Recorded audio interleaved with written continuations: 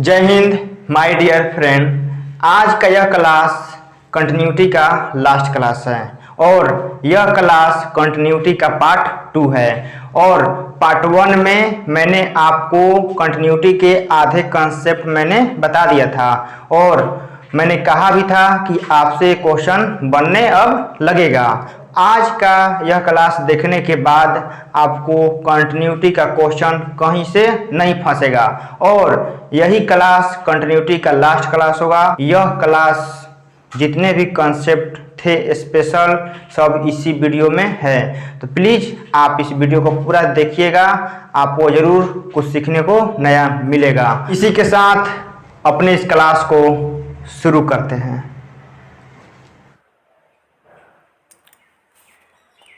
मेरे दोस्त, सबसे पहले हम लोग पढ़ेंगे महत्तम पूर्णांक फलन। यानी यह जो फलन है आपके एग्ज़ाम के लिए बहुत ही ज़्यादा इम्पोर्टेंट है और इससे बहुत ही ज़्यादा कंसेप्चुअल क्वेश्चन आपके एग्ज़ाम में बनाया जाता है। तो सबसे पहले हम लोग सीखेंगे महत्तम पूर्णांक फलन किसे कहते हैं और इसका क्या रूल होता है और इससे कैसे क्वेश्चन पूछा जाता है। तो देखिए मेरे दोस्त, आखिर महत्तम पूर्णांक फलन कहते किसको हैं?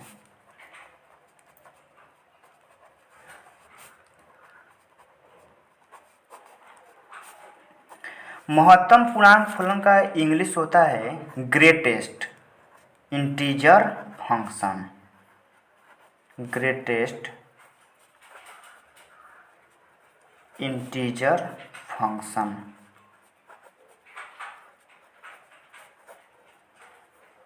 ठीक, आपको इसके नाम में कोई दिक्कत नहीं होना चाहिए, यानी कह सकते हैं चाहे, या उसे आप ग्रेटेस्ट इंटीजर फंक्शन भी कह सकते हैं, कोई दिक्कत नहीं है। आप समझते हैं कि आखिर हम इसको कैसे डिफाइन करेंगे, इसका मतलब क्या होता है।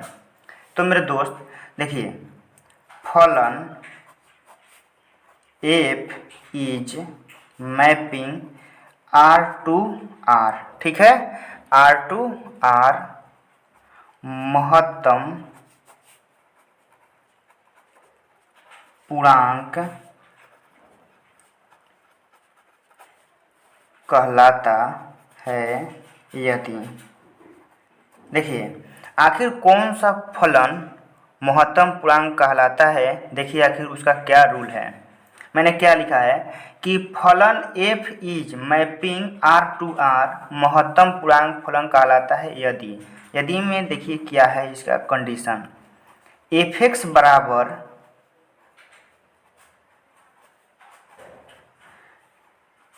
जहाँ भी आपको महत्तम पूर्णांक फलन मिलेगा वह हमेशा बड़ा कोष्ठ के अंदर कोई संख्या को डिनोट करेगा, लिखेगा। आप वहाँ पे समझ जाइएगा कि जो यह बड़े कोष्ठ के अंदर जो यह संख्या लिखा है यह महत्तम पूर्णांक फलन के रूप में लिखा गया है। ठीक है, तो अब देखिए आखिर इसका हम लोग वैल्यू कैसे डिफाइन करेंगे वो हम लोग समझते हैं। तो आप यहाँ देखिए x लिखिएगा, यानी बड़ा कोष्ठ में यदि x रहता है तो आप लोग x लिख सकते हैं यदि x कोई पूर्णांक हो। ठीक, यदि आपको बड़े कोष्ठ के अंदर कोई संख्या लिखा हुआ मिल जाए तो उसका x हम लोग रिजल्ट देंगे, यानी वैल्यू हम लोग आंसर देंगे कब, जब हमारा x कोई क्या हो, पूर्णांक संख्या हो। अब देखिए, अब 2 नंबर में आप यहाँ देखिएगा, यदि x कोई पूर्णांक संख्या न देकर कोई और संख्या देता है दशमलव में, तो उस स्थिति में हम लोग क्या करेंगे, x के, ठीक है, x के ठीक छोटी वाली संख्या होगी कब, x कोई पूर्णांक संख्या न हो।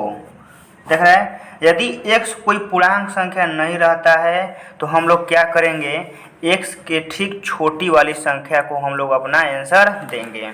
तो आ जाते हैं हम लोग अपना एग्जाम्पल पे, एग्जाम्पल से हम लोग समझते हैं।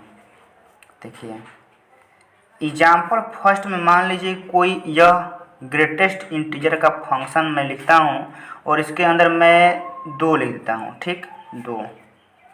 तो अब देखिए, अब आप बताइए कि यह जो 2 है यह पूरा ग्रेटेस्ट इंटीजर फंक्शन है, तो इसका वैल्यू क्या होगा।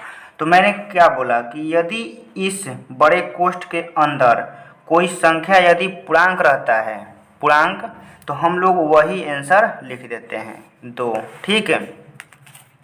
अब देखिए एग्जाम्पल सेकंड में समझिए, यदि मान लीजिए कोई पूर्णांक संख्या न देकर आपको दे देता है 3.4, ठीक, आपको ग्रेटेस्ट इंटीजर फंक्शन में 3.4 का वैल्यू पूछेगा। तो देखिए अब इस स्थिति में हम लोग क्या करेंगे। सबसे पहला तो यह पूर्णांक संख्या नहीं है, यानी यह कोई दशमलव संख्या हम लोग को दे दिया है। तो मैंने क्या बोला, देखिए यहाँ पर पढ़िए कि x के ठीक छोटी वाली संख्या होगी कब, यदि x कोई पूर्णांक संख्या न हो। तो हमारा जो यह वैल्यू दिया गया है यह पूर्णांक संख्या नहीं है, तो हम लोग क्या करेंगे, 3.4 से कोई छोटी वाली संख्या लेंगे। तो 3.4 से छोटी वाली पूर्णांक संख्या कौन है, 3। ऐसे ही हम लोग अपना राइट आंसर देंगे। अब देखिए एग्जाम्पल सेकंड में आ जाइए, यानी सेकंड तो हो गया, थर्ड में देखिए मान लीजिए कोई है -2, -2 है। तो -2 क्या है, एक ऋणात्मक पूर्णांक संख्या है। तो आखिर यह पूर्णांक संख्या है, तो पूर्णांक संख्या है तो मैंने क्या बोला कि जो अंदर होगा वही हम इसका राइट आंसर दे देंगे। तो कितना हो जाएगा, -2। अब देखिए चलते हैं एग्जाम्पल 4। एग्जाम्पल 4 में देखिए हम लोग को क्या करना है, एक क्वेश्चन है, देखिए -4.5, यानी महत्तम पूर्णांक फलन के अंदर में वैल्यू है -4.5 और इसका वैल्यू आप लोगों को बताना है। तो देखिए माइनस में जो संख्या जितनी बड़ी होती है वह उतनी ही छोटी संख्या होती है, ठीक है। और यहाँ पर -4.5 दिया है, तो इसका राइट आंसर होगा -5, क्योंकि -4.5 से ठीक छोटी वाली संख्या कौन है, -5। यदि आप इसका आंसर लिखते हैं -4, तो मेरे दोस्त -4.5 और -4 में 4 बड़ी वाली संख्या है और हम लोगों को बड़ी वाली संख्या नहीं लिखना है, हम लोगों को छोटी वाली संख्या लिखना है। तो इसीलिए -4.5 यदि आपको महत्तम पूर्णांक के रूप में दे देता है तो इसका राइट आंसर होगा -5। अब देखिए चलते हैं और सारा एग्जाम्पल हम लोग देखते हैं।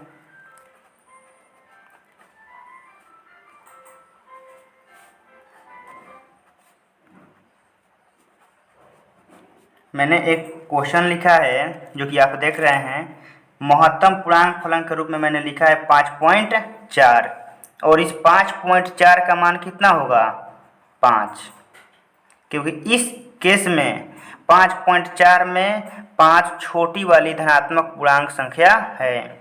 तो हम लोग को बस यही ध्यान में रखना है कि यदि महत्तम पूर्णांक फलन यानी इस बड़े कोष्ठ के अंदर यदि कोई भिन्न वाली संख्या यानी दशमलव वाली संख्या आपको दे देता है तो हम लोग क्या करेंगे, उसके ठीक छोटी वाली संख्या लिखेंगे, ठीक है।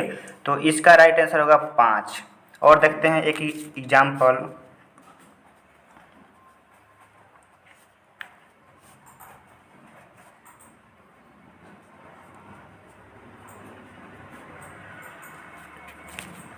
देखिए एक मैंने क्वेश्चन लिखा है -6.9 और इसके बाहर क्या लगा है, बड़ा कोष्ठ, यानी यह पूरा क्या है, महत्तम पूर्णांक फलन। तो देखिए हम लोग क्या करेंगे, -6.9 को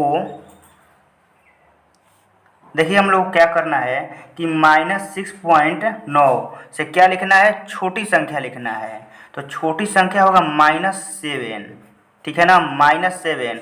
आप ही देखिए 6.9 यानी माइनस में दिया गया है, और इससे छोटी संख्या क्या होगा -7। यदि आप -6 लिखते हैं तो यह जो -6 है यह बड़ी संख्या हो गया, और हम लोगों को बड़ी संख्या नहीं लिखना है, कौन सी संख्या लिखना है, छोटी संख्या। तो -6 क्या हो जाएगा हमारा, गलत, और -7 क्या हो जाएगा, राइट आंसर। मेरे दोस्त, अब आप लोगों को पता चल गया होगा कि महत्तम पूर्णांक फलन कहते किसको हैं, और इसका क्वेश्चन अब एग्जाम में आएगा तो आपसे बचना नहीं चाहिए। तो अब मेरे दोस्त हम लोग पढ़ेंगे कि क्या यह फलन जो महत्तम पूर्णांक फलन है, क्या यह कंटिन्यूअस होगा कि नहीं होगा, हम लोग इसके बारे में पढ़ेंगे। क्या यह संतत फलन होता है कि नहीं होता है, इसके बारे में हम लोग को जानना है। तो देखिए इसका कंसेप्ट क्या है। नेक्स्ट कंसेप्ट में हम लोग पढ़ेंगे कि क्या महत्तम पूर्णांक फलन, क्या महत्तम पूर्णांक फलन एक संतत फलन होता है। यानी कहने का मतलब है कि महत्तम पूर्णांक फलन क्या संतत फलन है, यानी कंटिन्यूअस होता है कि नहीं होता है, इसके बारे में हम लोगों को समझना है।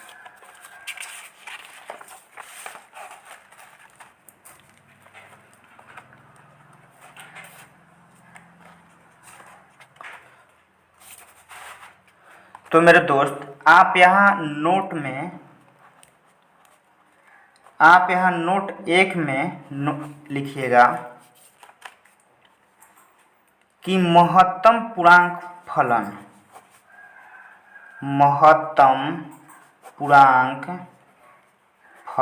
ठीक है। मान लीजिए f(x) बराबर यह है, ठीक। इसका 2 कंडीशन है, ठीक। आप दोनों कंडीशन बहुत अच्छे से याद रखिएगा। देखिए क्या है, फर्स्ट केस में है, इसको मैं फर्स्ट करता हूँ, इसको सेकेंड, ठीक है।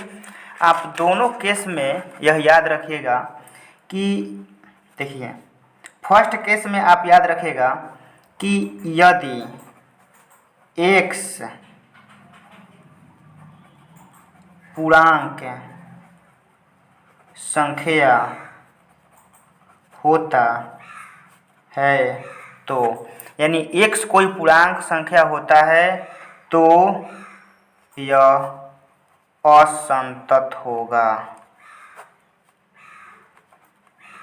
ठीक है ना, असंतत होगा। हमेशा जब x कोई पूर्णांक संख्या रहेगा तो हमारा यह फलन क्या होगा, असंतत होगा। आपको देखते ही एग्जाम में क्वेश्चन को उड़ा देना है।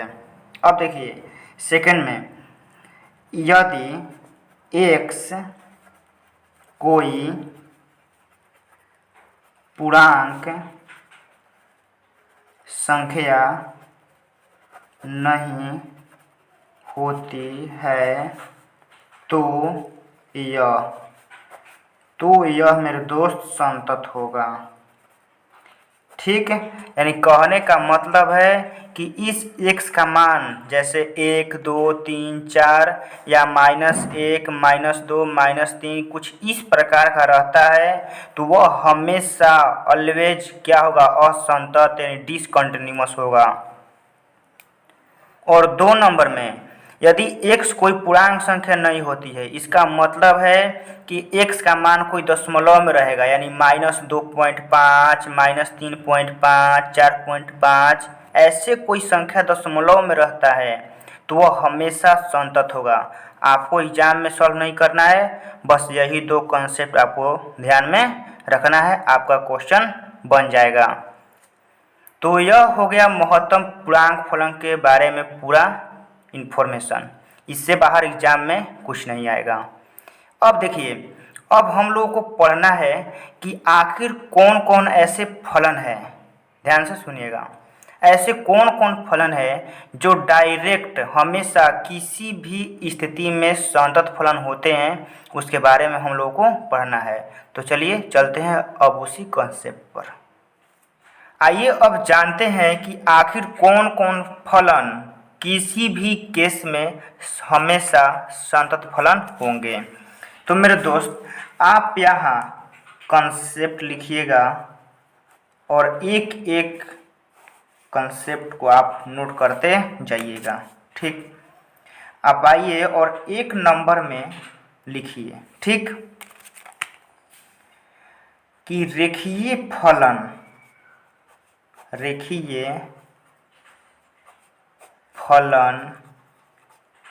किसी भी वास्तविक मान के लिए संतत फलन होता है। मेरे दोस्त, कहने का मतलब है कि रेखीय फलन किसी भी वास्तविक मान के लिए क्या होंगे, संतत फलन होंगे। अब बात आता है कि रेखीय फलन कहते किसको हैं। तो मेरे दोस्त, ऐसे फलन जिसमें किसी चर राशि का महत्तम घात 1 होता है उससे रेखीय फलन कहते हैं। इसे में देखिए, यदि मान लीजिए f(x) बराबर x प्लस 1, ठीक है, क्या है f(x) बराबर x प्लस 1, तो इसमें x क्या है, चर, तो चर का अधिकतम घात 1 होना चाहिए। तो ऐसे फलन को हम लोग रेखीय फलन कहते हैं। तो हम लोग इस फलन को क्या कहेंगे, रेखीय फलन, क्योंकि x का अधिकतम घात कितना है, 1। इसी तरह हम लोग देखते हैं दूसरा एग्जाम्पल। मान लीजिए fy है, ठीक, और इसका मैंने और y प्लस 2 है। तो इस फलन को भी हम लोग कह देंगे कि क्या है, रेखीय फलन, क्योंकि y का अधिकतम घात कितना है, 1। तो जब भी आपको ऐसे फलन मिलेंगे रेखीय, ठीक है ना, जब भी आपको रेखीय फलन मिलेंगे तो आपको याद रखना है कि क्या, आपको याद रखना है कि रेखीय फलन हमेशा संतत फलन होते हैं, चाहे वह x का मान कुछ भी दे। ठीक है, अब चलते हैं इसके सेकंड नंबर में। आप लिखिएगा कि अचर फलन, ठीक, अचर फलन किसी भी वास्तविक मान के लिए संतत फलन होता है। ठीक, अचर फलन समझ गए, किसी भी वास्तविक मान के लिए क्या होता है, संतत फलन होता है। तो अब देखिए अचर फलन हम लोग किसको कहेंगे। अचर फलन कहने का मतलब है कि उसमें चर राशि नहीं होना चाहिए। जैसे देखिए f(x) बराबर आपको 5, यदि ऐसा कोई आपको फलन मिलता है f(x) बराबर 5, तो हम लोग क्या कहेंगे कि यह फलन क्या है, अचर फलन है। एग्जाम्पल सेकंड में देखिए, यदि मान लीजिए आपको f(x) बराबर 10 ऐसे कुछ दे देगा, तो हम लोग क्या कहेंगे कि जो हमारा f(x) फलन है वह क्या है, अचर फलन है। और आपसे कोई यदि पूछ देता है कि यह अचर फलन क्यों है, तो आप बताइएगा कि इसमें कोई चर राशि ही नहीं है। ठीक है, अब देखिए 3 नंबर में बहुपद फलन किसी भी वास्तविक मान के लिए संतत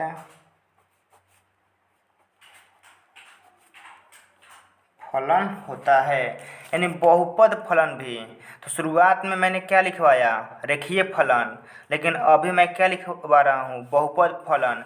बहुपद फलन मतलब कि x का पावर कितना भी रहे, चाहे y का पावर कितना भी रहे, वह हमेशा किसी भी वास्तविक मान के लिए क्या होगा, संतत फलन होगा। ठीक है, एग्जाम्पल से समझिए। यदि मान लीजिए एफ एक्स बराबर एक्स के power 3 plus 4 x square plus 2x plus 1 है। ठीक है, तो यह फलन भी हमारा क्या होगा, संतत फलन ही होगा। ठीक है, अब आपको क्या ध्यान में रखना है कि बहुपद फलन मिल जाए या अचर फलन मिल जाए या रेखीय फलन मिल जाए, हमेशा यह संतत फलन होते हैं। ठीक है, तो अब चलते हैं इसके नेक्स्ट और भी।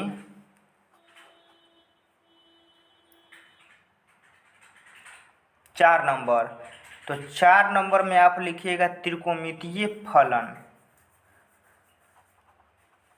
त्रिकोणमितीय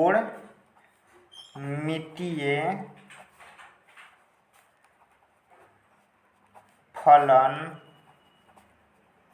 किसी भी वास्तविक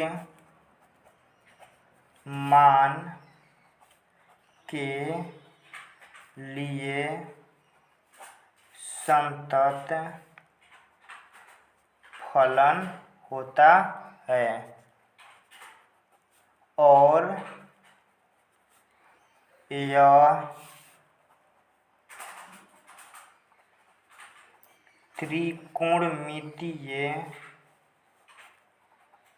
फलन अपने प्रांत के अंतर्गत होना चाहिए। ठीक है ना मेरे दोस्त। 4 नंबर में मैंने क्या लिखा है कि त्रिकोणमितीय फलन किसी भी वास्तविक मान के लिए संतत होता है, लेकिन आप ध्यान दीजिएगा कि यह वास्तविक मान त्रिकोणमितीय फलन के प्रांत के अंतर्गत आना चाहिए। ठीक है, तो मैंने आपको अभी तक ऐसे 4 फलन पढ़ाया जो कि किसी भी वास्तविक मान के लिए क्या होंगे, संतत फलन होंगे, यानी हमेशा कंटिन्यूअस होंगे। ठीक है, तो आप इन चारों को हमेशा याद रखिएगा। ठीक है, तो अब चलते हैं कुछ इसके और नेक्स्ट कंसेप्ट यानी नेक्स्ट टाइप।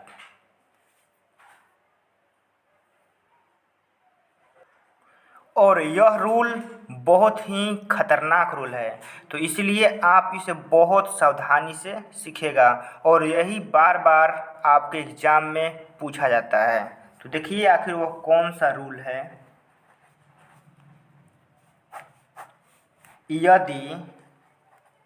यदि कोई फलन एफ एक्स और जी एक्स, ठीक है, यदि कोई फलन एफ एक्स और जी एक्स संतत फलन है, यदि कोई फलन एफ एक्स और जी एक्स संतत फलन है, तो अब देखिए 2 फंक्शन ऐसे हैं जो कि क्या है, संतत फलन है। तो अब देखिए इनसे कैसे क्वेश्चन बनाता है। 1 नंबर में आप लिखिएगा कि एफ एक्स प्लस जी एक्स, पूछ देगा कि फलन एफ एक्स और जी एक्स क्या है, संतत फलन है। तो पूछ देगा कि इन दोनों का जोड़ यानी एफ एक्स प्लस जी एक्स क्या होगा। तो मेरे दोस्त आप ध्यान रखिएगा, मेरे दोस्त आप याद रखिएगा कि संतत फलन का जोड़ घटाव गुना भागा क्या होता है, संतत फलन ही होता है। तो एफ एक्स प्लस जी एक्स क्या होगा, संतत फलन। ठीक है, इसी तरह 2 नंबर में एफ एक्स माइनस जी एक्स भी आपसे पूछेगा तो क्या होगा, संतत फलन। यानी संतत फलन का जोड़ घटाव गुना भागा क्या होता है, संतत फलन ही प्राप्त होता है। एफ एक्स गुना जी एक्स यदि इस तरह भी पूछता है तो क्या होगा, संतत फलन। और 4 नंबर में लिखिएगा एफ एक्स बाटा में जी एक्स। ठीक है, यह भी क्या होगा, संतत फलन। तो पूरा हमारा कंटिन्यूटी का रूल समाप्त हो गया, इससे बाहर अब नहीं आएगा। अब आपसे क्वेश्चन 100% बनना चाहिए। सारे रूल कंसेप्ट मैंने आपको पढ़ा दिया। तो इसी के साथ इस क्लास को यहीं पर समाप्त करता हूँ। मिलेंगे नेक्स्ट वीडियो में। जय हिंद, जय भारत।